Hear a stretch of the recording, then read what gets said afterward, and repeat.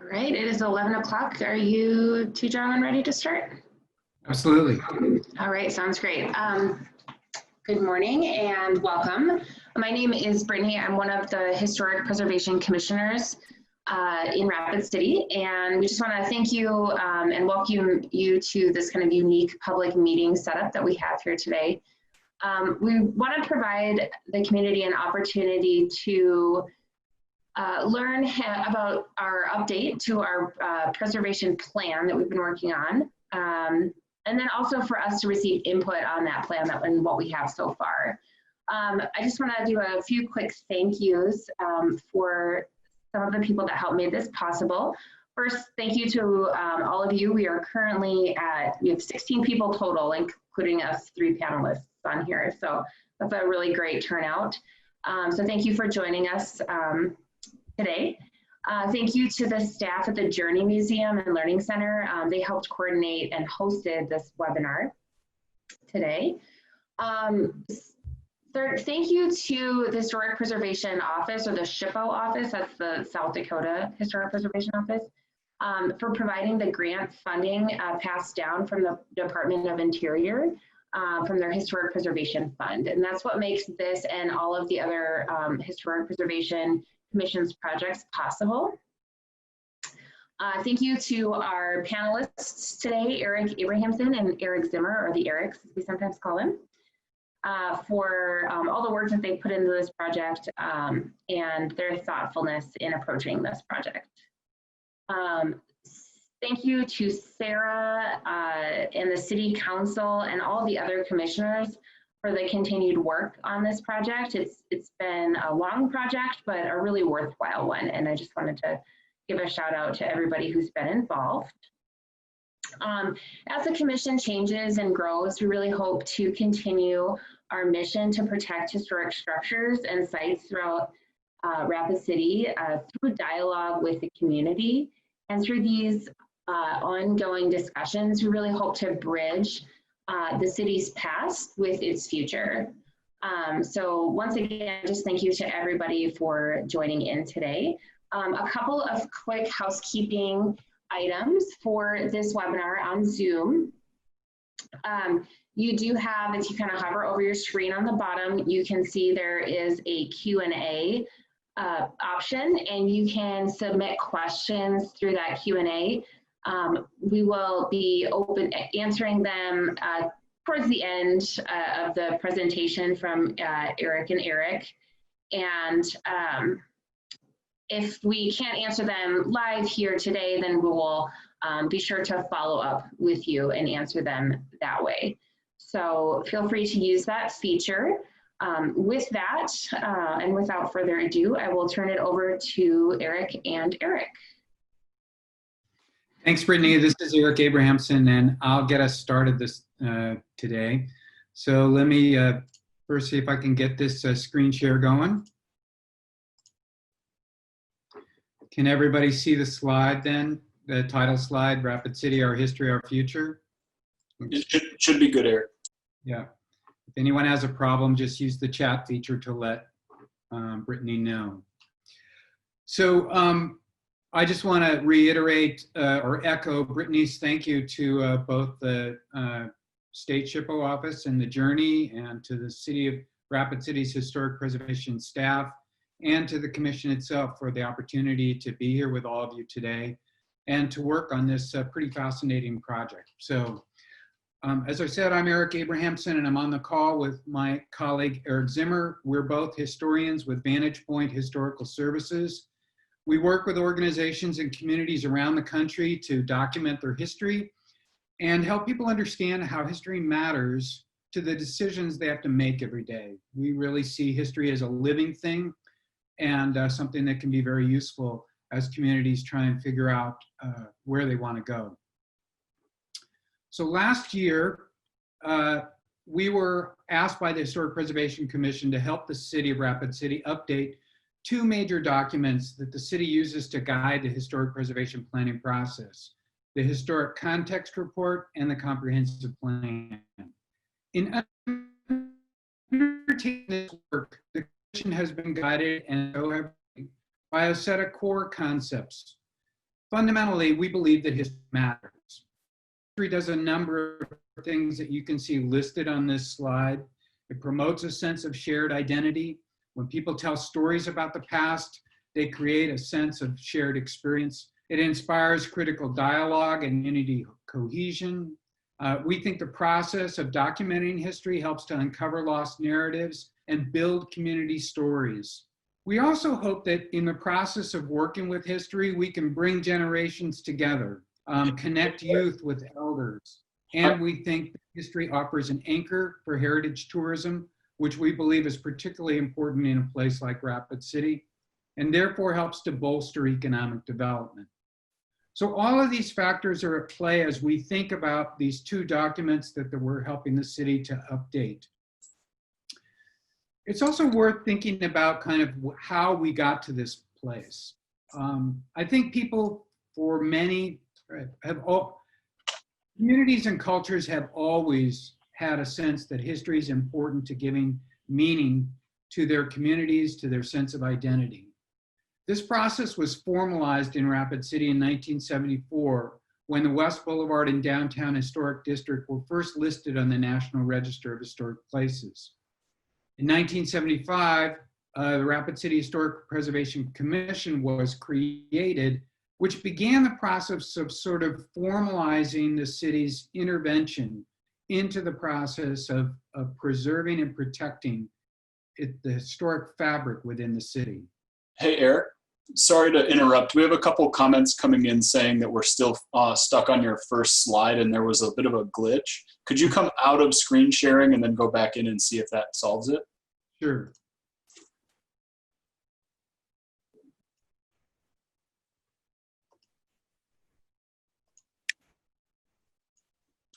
This looks right, and now we can see your, can you move your mouse a little bit to see if we can see that? Okay, yeah, I think it's resolved, but I'll keep an eye on the chat, so sorry to interrupt. No, that's great. Thanks very much, Eric, for letting me know. So in 1989, this process of sort of figuring out how the city would be involved in documenting the city's history was sort of formalized with the first draft and creation of the Historic Context Planning document. That document still serves as kind of the city's main narrative about the history of Rapid City. And it's used in conjunction with the comprehensive plan, which was created in 1993 and then updated in 2009 as a sort of, these two are master guiding documents to give the Historic Preservation Commission its sort of framework narrative about the city's history and its way of doing business, its way of seeking to protect the city's history. So our project, which began last year, has been to basically update both of those documents. And what we're trying to do in our approach is really expand the vision, broaden the conversation to look at the many ways in which the meaning of history is constructed by various constituencies in Rapid City, and understand how those perspectives are reflected within the built environment and the landscape of the city. Okay, I just changed slides. Does that show up for everyone? Okay, great. So as I said, our project fundamentally is to update these two main documents. We're going to integrate community perspectives on properties, storylines, spaces, sites of relevance to a wide range of community members and stakeholders.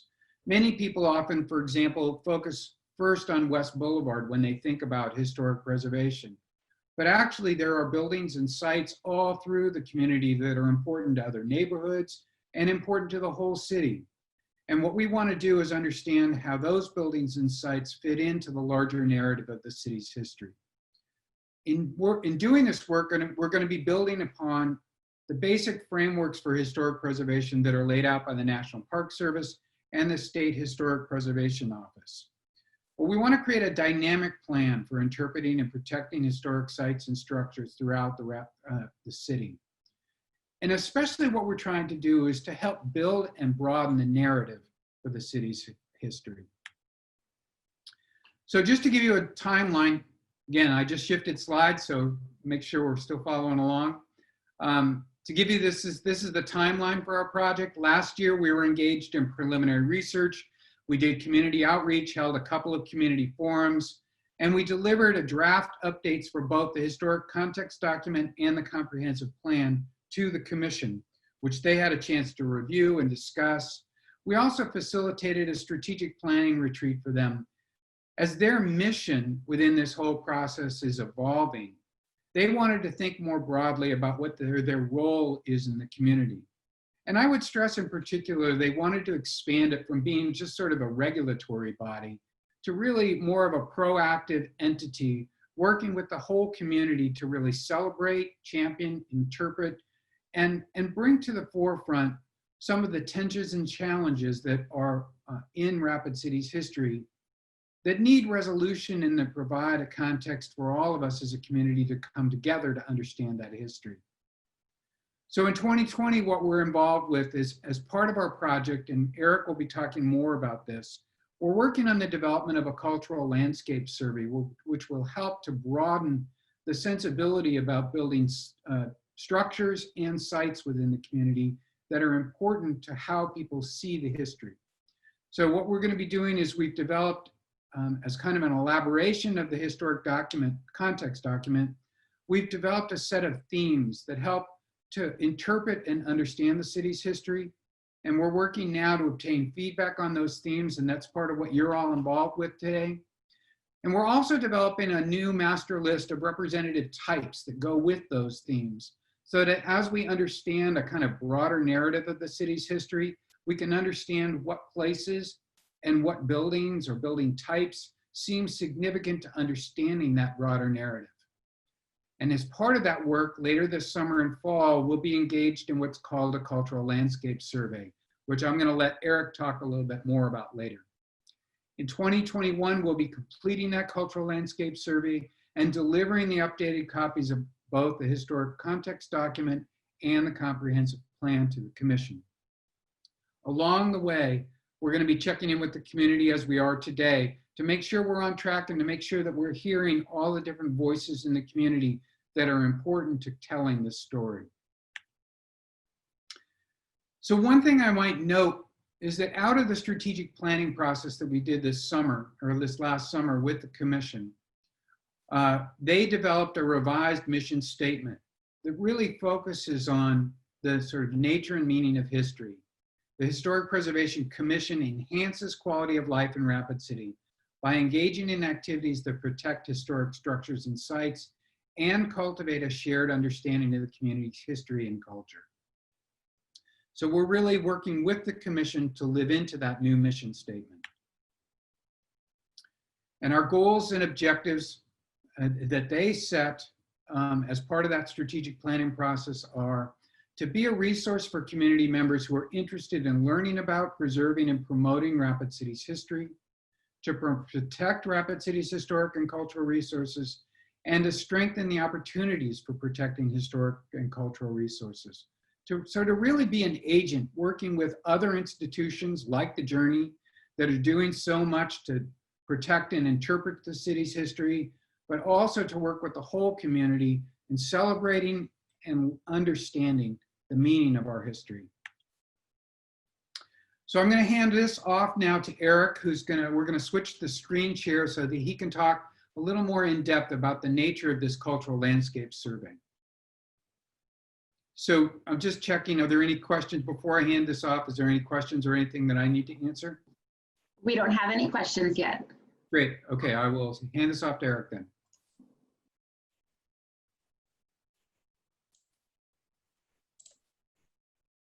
Okay, so I should have just taken over the ball. Can you guys see my screen? Looks good. Perfect. And Brittany and Eric, if you guys would also feel free to interrupt me if we have a glitch or a comment like that, if my screen isn't advancing slides or anything like that. But thanks everybody for joining us. My name's Eric Zimmer. I'm the other Eric in the pair known as the Erics at Vantage Point History. I was born and raised here in Rapid City, went to Central High School in Black Hills State before I went and did my doctoral work in American history at the University of Iowa. And it's been a real honor and pleasure of mine to be able to work on this project alongside Eric and Brittany and the rest of the Rapid City Historic Preservation Commission.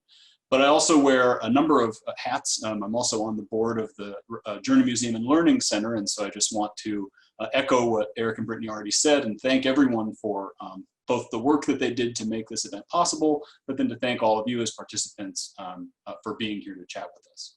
So just to continue the conversation from where Eric was talking just a moment ago. So now that everybody has sort of a rough sense of what the project is and where we're going with it, I wanted to dive in and spend just a couple minutes talking about the sort of approach that we've developed to try to do this work for the community. And as Eric mentioned, for many generations, the way communities and people thought about historic preservation was very much rooted in the idea of identifying particular buildings or particular neighborhoods and, drawing lines around them so that they could be preserved and protected for posterity.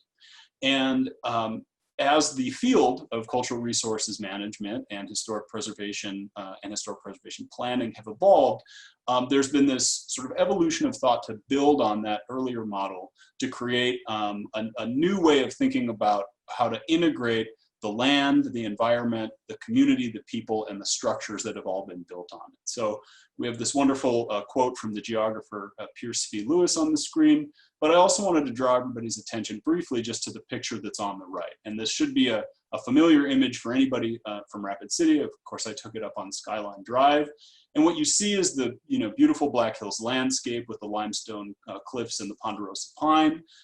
Anybody who knows where this shot was taken up near what's called Hangman's Hill or Hangman's Tree on the bend around the corner on Skyline Drive there knows that if you were to go over this limestone cliff, you'd be down in the Gap, which is long been a passing place for Native people for whom the Black Hills was both an important resource to their way of life, but also a cultural and spiritual resource for them as well.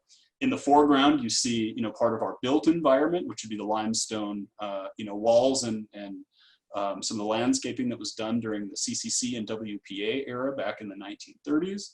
But then you also see, Hangman's Tree, as it's called, which is sort of an ode in this photo to the pioneer or settler history of Rapid City. And then the radio tower in the back, which I use in this image to sort of show the the built environment, the industrial and economic and sort of modern piece of our story, right? So just in that one image, you get a good sense of what we're trying to go for with this project. And rather than just identifying any one of those particular pieces, but to help the community and help the commission think about the ways in which all of those parts are all integrated together and shape the sense of place in the community that we all live in and care so much about. So again, just to sort of touch on some of the cornerstone pieces of how historic preservation and cultural resources management work is done. I'm sure most people watching this are familiar with the National Register of Historic Places, which is a federal list of places that people go, and you can as a community or as an individual decide that you think a particular place is worth noting. And you can fill out the appropriate forms and paperwork to do a survey and try to get a structure or a building or a neighborhood or whatever it is listed on the register. I'm sure people have seen in their lives traveling around the hills and elsewhere, placards that are on the wall that say, building built in this year, listed on the National Register of Historic Places in this year.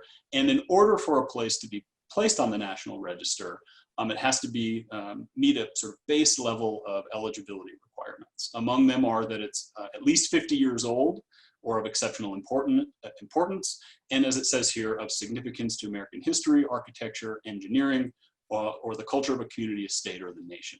So that's the sort of highest level of eligibility requirements that something has to meet in order to be considered. There also are some more detailed criteria, right? You can't just go and get anything listed on the National Register. When you're going through the process of trying to apply for it and doing the survey, there's all this research and questions you have to answer to sort of narrow down and make sure that it fits these different parameters. In order for a place to be placed on the National Register, it has to be any of these bullets that are up at the top here, associated with particularly significant events, activities, patterns of history, maybe associated with the life of a significant person from our past. An example would be like the birth home of a US president, Abraham Lincoln's home in Springfield, things like that. Or places like, say, a Frank Lloyd Wright house that embodies the work of a master or a distinctive architectural type that we as a sort of society or culture believe is worth capturing. But there are places that sometimes don't necessarily meet what's called the eligibility threshold. And this is one of the criteria that the National Register uses, right? So in order to have the integrity, as it says here, to be placed, a place must have the ability to convey its significance to the history it's supposed to represent, right?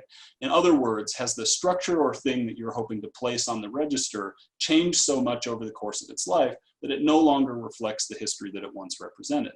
And one of the examples I have in this photo on the left is a home from the East of 5th neighborhood in Rapid City, which has recently been surveyed, and there's lots of buildings and homes in that area that would be considered eligible. But this is an example of one where the homeowners have made different changes to the building style, adding the metal roof, and making those kinds of adjustments that make it perhaps no longer eligible because it wouldn't meet these criteria, because the integrity of the look and vernacular of the home no longer matches what might have been considered to be eligible, right? So that's kind of the framework that communities, state SHPOs, and the Federal Register all use for the places that they want to put on the National Register.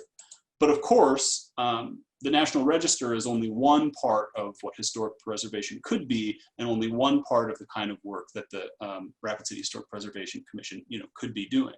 So we have decided to, of course, working with the Historic Preservation Commission and also working with folks who attended the previous community outreach sessions that we've done and collecting their feedback, we have decided to integrate this approach in the field that's called Historic Urban Landscapes, or HUL. And as it says here, Historic Urban Landscapes is adopted by UNESCO, the United Nations, basically, heritage preservation and interpretive preservation entity in 2011. So this has been in fairly common usage around the world for about 10 years now.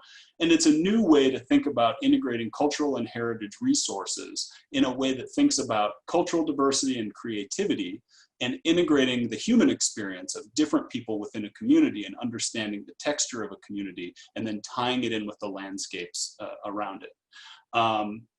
On the slide here, I've got a number of different examples that you can sort of read through to see the kinds of things that HUL deals with. But again, to reference the image that I put up there, this is one that Eric and I have used often over the last couple of years as this project has grown and evolved.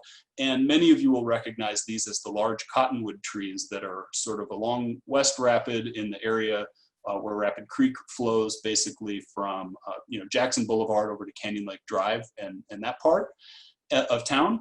And I think these are such a really important example of the kind of thing that HUL offers and can be, because those trees are recognizable to basically anybody in Rapid City. Anyone who spent a lot of time here and knows them would probably recognize them and associate them with the creek, with Canyon Lake, with that part of town. But they also tell this really important story that's rooted in this instance to the history of the Rapid City flood in 1972. Whereas the flood came through and destroyed most of what, the built environment in that part, these trees still existed. And in some ways they sort of offer a reminder of or pay homage to that particular story in Rapid City's history. But on the other hand, we have to remember that these trees don't look the way that they did 50 years ago, because trees grow and change and people trim branches and they move, houses in and all of that kind of thing, right? And so part of what Historic Urban Landscapes and this approach that we're taking enables us to do is to think about the relationship between all of these natural and built elements, but also to think about how it's okay for communities to continue and evolve and change. And the work that we're trying to do is empower the Historic Preservation Commission to understand these different spaces that are important and to keep track of what is the same and what has changed about them, so that we integrate it into bigger conversations and dialogue, but also the planning that the community uses. Eric talked about this a few minutes ago, and I won't spend too much time going into the details of these different parts of the themes. But if anybody's interested in reading the themes document that we did prepare during phase 2 of this project, it's available on the Rapid City Historic Preservation Commission's website, which is www.picturercpast.com. And you can go on and look at the draft documents of the updated comprehensive plan and historic context report that we've worked on, but also this themes document that, as Eric said, is in some ways a think piece and a research piece, a tool that we're going to use as we integrate and move into phase 3, putting all of this work that we've been working on the last couple of years together to get a big picture of what the themes that have driven Rapid City's history are, and to understand how they tie in across the landscape of the community. So one of the themes that we looked at is sort of thinking about the environment. You know, Rapid City has, as all places do, you know, its weather and climate, and the prairies and mountains and the creeks that run through our area have shaped the way that people, you know, have interacted with this place, of course, going back thousands of years. Early indigenous people, and more recently the Lakotas, who have, you know, lived along the creek for the last several hundred years and camped there well before Rapid City was a place, all understood this place and its resources and had to face down hot summers and, you know, brutal winters and all of that kind of thing, in the same way that settlers who came later have had to endure blizzards like, you know, the storm Atlas and all of these different events that characterize our sort of day-to-day life in the community. And we also try to think about view sheds, right? Part of Rapid City's sense of place, the thing that makes us all recognize this community, is just like that picture I showed a few minutes ago from Skyline Drive. There's spots throughout the community where we could all look and see, you know, the glow of, the orange glow of Hotel Alex Johnson's sign at the top from a distance that would be a reminder of this community. Or if you're, you know, we talked about this at a previous meeting, you know, driving in on the interstate, either coming east from Sioux Falls or north up from Denver, when you start to see the radio towers, those little red dots, or the silhouette of the Black Hills, it's a sense of home, right? This idea that you're finally getting home after a long few hours of driving. And all of these different, you know, things contribute to the way we think about the community. We want to document them so that the Preservation Commission can understand maybe how to use or preserve them going forward. Government at all levels, local, county, school, state, and federal, have all played important roles, of course, in shaping Rapid City. And so we've tried to include in this document, you know, an overview of the history of things like the elementary schools that were built during the post-war period in Rapid City, the federal courthouse, and the Susan complex, which now houses the Oyate Health Center, the National Guard camp that's in West Rapid. All of these pieces of all different levels of government are sort of, you know, fleshed out in this document as a way to give the commission an anchor point from which to think about the role that they all play in our community. A couple more of them that we talk about in the themes document: elements of our economy. Everyone in this community knows that, you know, retail and tourism, military and government, healthcare, these are what drive, you know, Rapid City's economy, in part because of the investments that the state and federal government have made in terms of national parks and state parks and places like Mount Rushmore that drive our tourism economy, but also in terms of, you know, Monument Health, which used to be Rapid City Regional Hospital, people coming out from the outlying, you know, region of western South Dakota and eastern Wyoming and sometimes northern Nebraska, coming here to go to the doctor, to visit with an attorney or an architect, to, you know, shop at the Rushmore Mall or Rushmore Crossing. All of these things are part of the way Rapid City operates and the role it plays locally as well as in the region. And so in that themes piece, we try to, you know, chart out some of the big pieces of what have made Rapid City's economy what it is, so that we can learn from that again as we plan forward. And then this last one, this idea of building community. You know, we've really put a lot of work and thinking at the urging of the Historic Preservation Commission to think about, as Eric said, you know, who are the people and the cultures and the religions and the worldviews that have populated Rapid City over the last 150 years?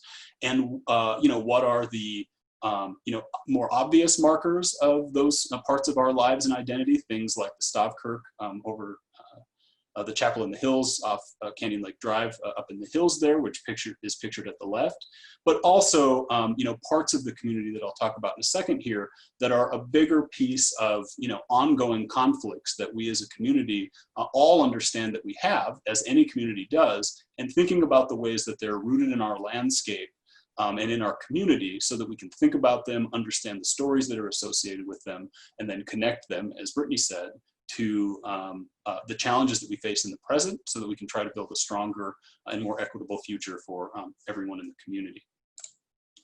So what's going to happen in the next phase, right? So Eric and I have sort of charted out the work that we've done to date. And the next phase, phase 3 of this project, will be doing sort of a version of what the cultural resources management world calls a cultural landscape survey. And again, a cultural landscape survey is one of the tools that does all the things I've been talking about in terms of historic urban landscapes, how you think about the integration of communities, diversity, diverse sets of sites, resources, parts of the natural and built environment, how you think about all those tied together, and it's a way to sort of document that. So we're doing a version of this where we will go around the community, and part of what we're doing today is asking for your help, listing out what you think some of these representative types that I'll chat about in just a second are, so that we get a big picture sense of what the big things that are sort of anchor points for the way we think about the community are. So what we'll do is we'll create a list of these representative types, and then in phase 3, we'll actually go out and do surveys where we write a sort of brief overview of what these places are, what kind of structures or elements of the natural environment they might entail, and then prepare the Historic Preservation Commission to be able to, in future years, 2, 3, 4, 5 years down the road, to do smaller, more focused and targeted surveys of places that fit within this bigger framework, right? So the survey that we're doing now is to get sort of a big overarching view of what kinds of elements the community thinks are important to its past and how it connects to the present, to empower the commission going forward to work with the community to flesh out some of those details and do ongoing work to bring more to that conversation. So what are some of these representative types? And they can be lots of different things. And I think for phase 3, we're looking at doing around 15 representative types with subtypes within them. And one that I'll just throw out, I have 2 examples of what these representative types could be here in the presentation, and then hopefully we'll get some bigger ideas from you during the discussion piece. But ranch houses, right?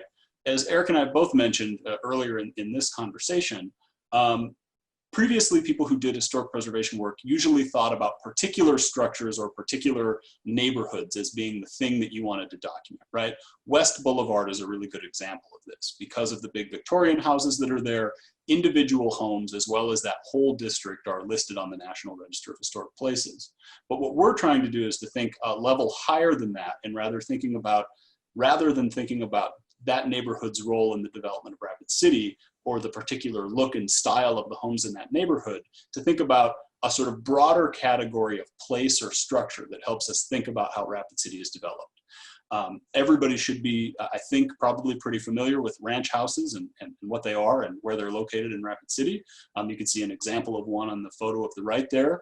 I myself live in a little ranch house off the South Canyon neighborhood on the west side. But as you can see here, it's a popular affordable housing type that's been in use across Rapid City since the 1950s. And as you can see from the slide here, what I'm trying to do with giving you all this couple paragraphs that are a little text heavy for what we'd normally do in presentation, is show you an example of what the entry in this survey of representative types would look like, right? So if we select ranch houses as a representative type, there'd be that title, and then we would have a couple paragraphs explaining why this particular type of home is significant to the community's history, and then giving a couple details about what it actually is, right?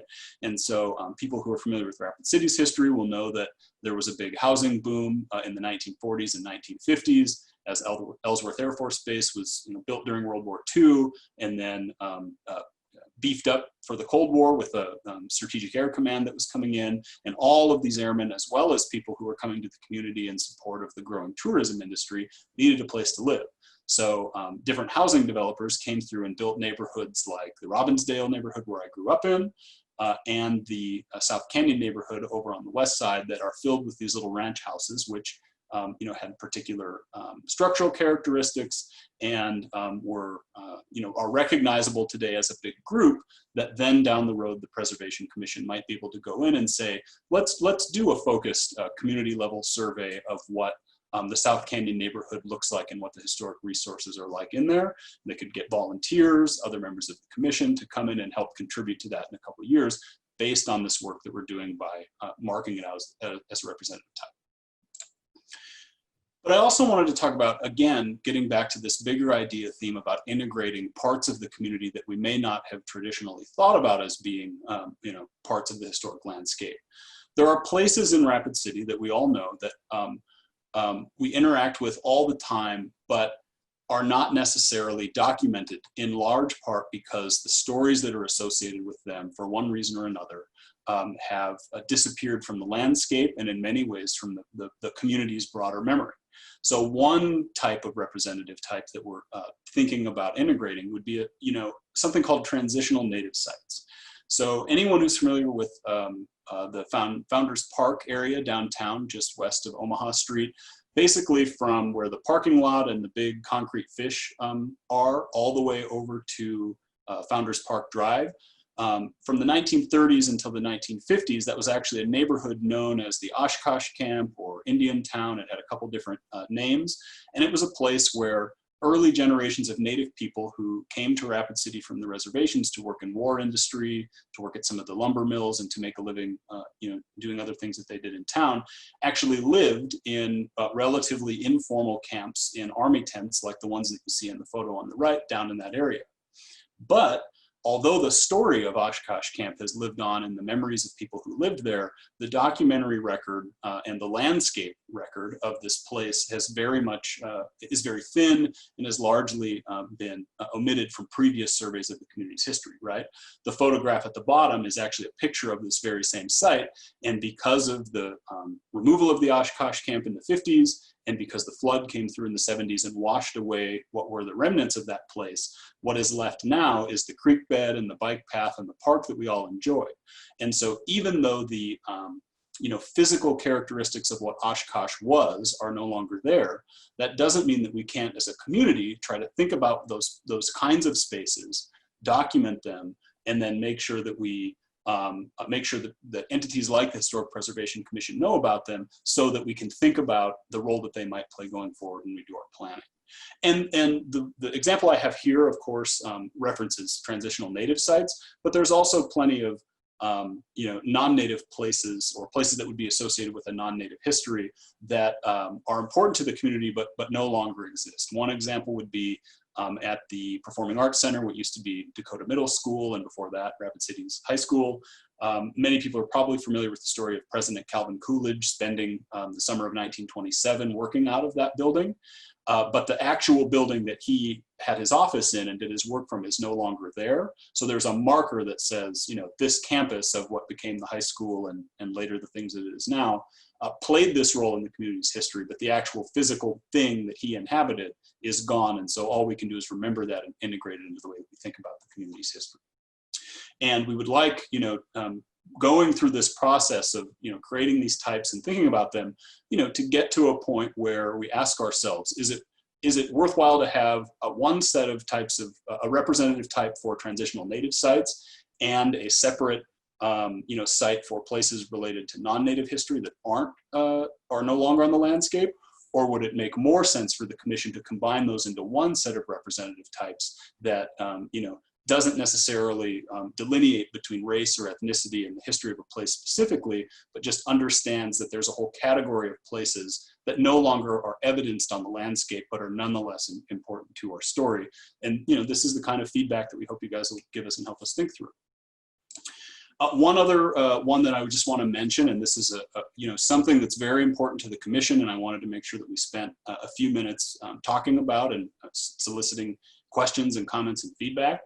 I think most people in the community, and certainly watching this, are probably very familiar with the fact that the Black Hills, as I mentioned earlier, have been a native place going back thousands of years. And there are parts of that history, cultural elements, sites, places that are tied to ceremonies and songs and indigenous knowledge that have been covered up, that are part of, by actual buildings that were built on them, things like that. And there's sensitivities around how you share and document those places. And so what we're asking for is trying to find a way to solicit from the community their sense of what kinds of places inside Rapid City might be tied to parts of Native culture that are important to document for all the reasons that we've talked about and know about, to make sure that we have them and understand them, but to also be aware of any sensitivities around being able to show where they are. So the photo on the right is actually a piece of limestone in the city I'm not going to give you the location of it for the reason I'll say in just a second. But that groove that you show is archaeological or paleontological evidence of early indigenous people making stone and bone tools by rubbing on the rock in that way. And so these little markers of early indigenous inhabitants are throughout the community. But what we try not to do in creating documents is give away the location of them in case it would endanger them, either to people with bad intentions or vandals or something like that, but also in case there's some sort of cultural knowledge or story that's associated with it that might not be appropriate for public consumption. So we're trying to strike this balance between being inclusive and understanding places like this and integrating them into the work that we're doing, while also following the lead of partners in the Native community who can help us understand where it is and is not appropriate to list those and make public knowledge about them available. So again, when we get to the question and answer session or the comment session, any thoughts on how we can do a good job of doing that, we'd love to hear them. So at this point, I'd actually like to take it out of screen share mode. Or actually, I think maybe I should leave this up so that these questions are here. And take it down, Eric. Sorry? I think it'd be good if you could take it down. Okay, so I'll stop sharing. These are just a few sort of general questions, and we'll open it up for Brittany to see if there were any members of the community who had questions for us. Brittany, there? Yes. Okay, so so far we have one question, and perhaps people are still thinking, and one comment. The comment that I'll just kind of share with everybody, and I did take note of it, is from Thomas Durkin, and he's just mentioned that there is a book by Dr. Perry Ron. It's a walking tour guidebook of the geology of the historic buildings in the, I believe, in the West Boulevard district. So just another tool to add to the toolkit. And so thank you for sharing that with us, Tom.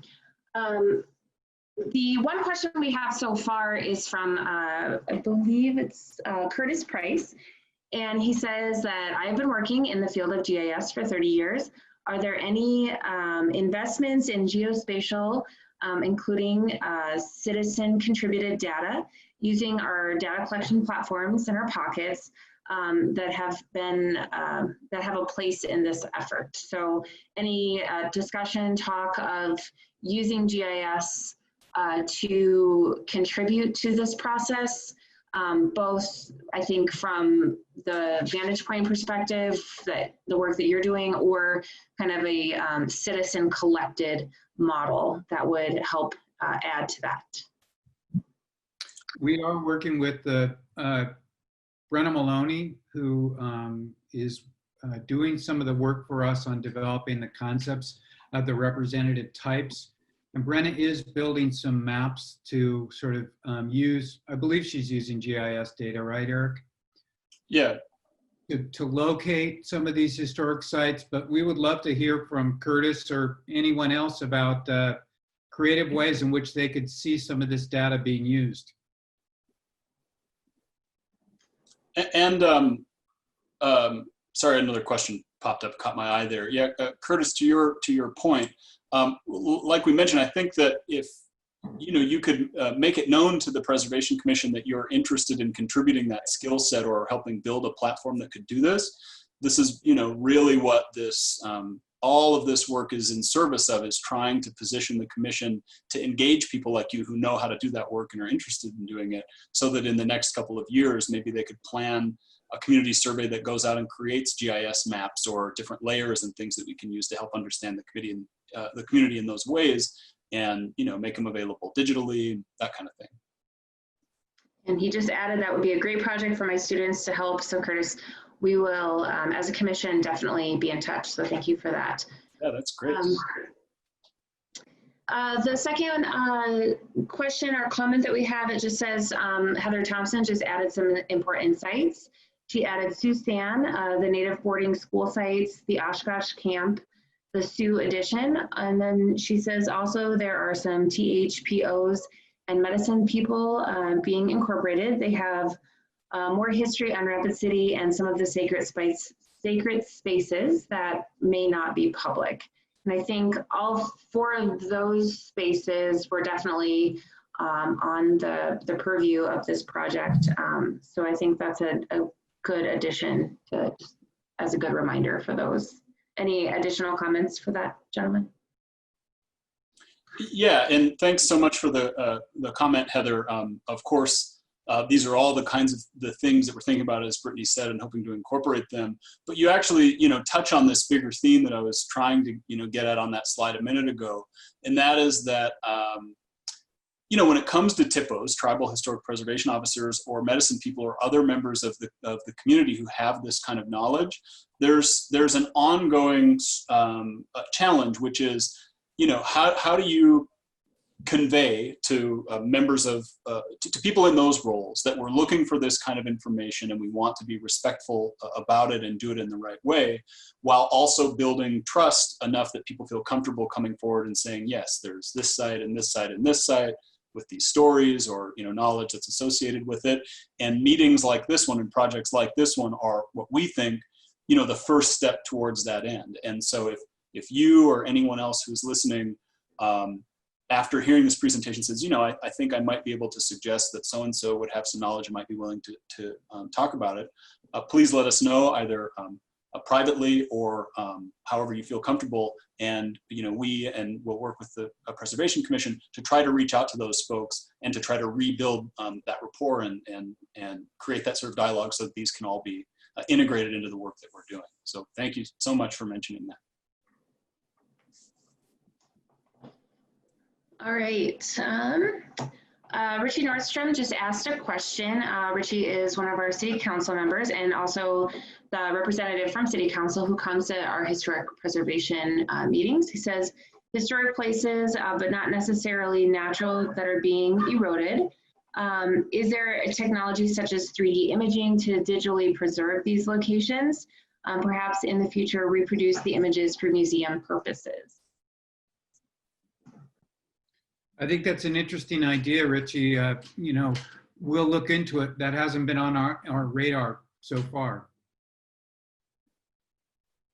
I know that I will just add that at one of our state historic preservation conferences, we did see where there was a LiDAR technology that was being used. It's, I think, fairly expensive, but they had done some of that up in Deadwood to preserve some buildings up there. So it is being used in the field of historic preservation, and definitely something to keep in mind as we continue to work on this project. And also just to tie Richie's comment to the one Heather asked a minute ago, although, using things like LiDAR and these new technologies to document these places is an important part of the work, we are also aware that there are, places and contexts in which Native leaders view it as inappropriate to use LiDAR on places that might contain sacred sites or human remains or something like that, right? So if that were to come up, this is, again, part of what we're trying to do is to build that relationship so that the commission knows who to ask to make sure that any of this kind of work is done in the most respectful and appropriate way possible. I don't currently have any additional questions listed here. I am going to just type in the chat the email address of Sarah.hanzel. She's our city staff person who works with the historic preservation. And you can send any additional questions or comments, feedback that you have about this project to Sarah, but I always find it easier to read an email or copy and paste an email than to try to remember it. So if you look in the chat box, it's sarah.hanzel at rcgov.org, and it should be in there now. So I did send that to everybody. So you can go ahead and snag that email address and send any additional questions or comments, feedback that you have in there. Yeah, and then also, Brittany, I just cut and pasted into the chat box right below yours a link that anybody can follow to an online app called freesuggestionbox.com. We have an account set up there where if you click this link, you go on and there's a anonymous comments box where you can go in and say anything you want to us, anything ask a question, provide a comment, list out some sites that you know of and think that we should be considering. And if you don't type your name in the box, it's completely anonymous. If you want to leave your contact information so we can follow up, we'd certainly be happy to do that. And then I'll also mention that I'm going to post this video to both the Journey Museum and Learning Center's Facebook page and the Rapid City Historic Preservation Commission's Facebook page.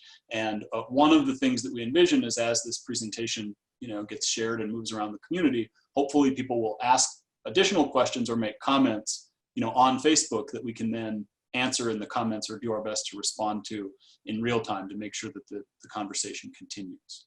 And while these things are percolating, we do have a few more minutes. If anybody wants to type in a question or send out a comment, we'd be happy to respond to it.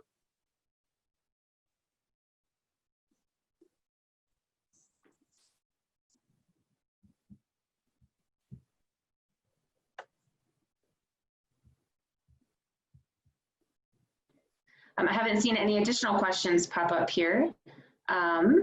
We do have a thank you from Troy Kilpatrick at the Journey Museum. And so thank you to Eric and Eric for sharing this information. And also thank you to the Journey Museum for helping hosting and putting together this webinar, making it possible. We had, I think, nearly, if not over 30 people participating between the three of us and all of our attendees.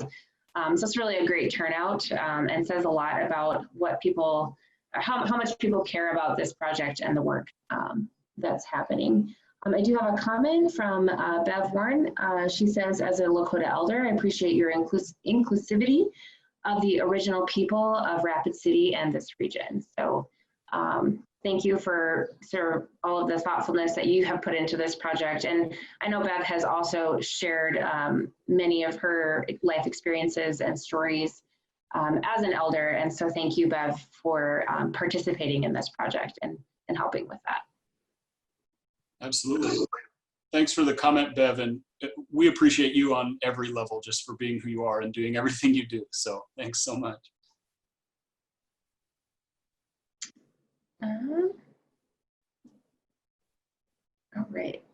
All right. I don't see any other questions popping up. So we can hang out here if anybody else has one, but other than that, I think that is a wrap for our webinar today.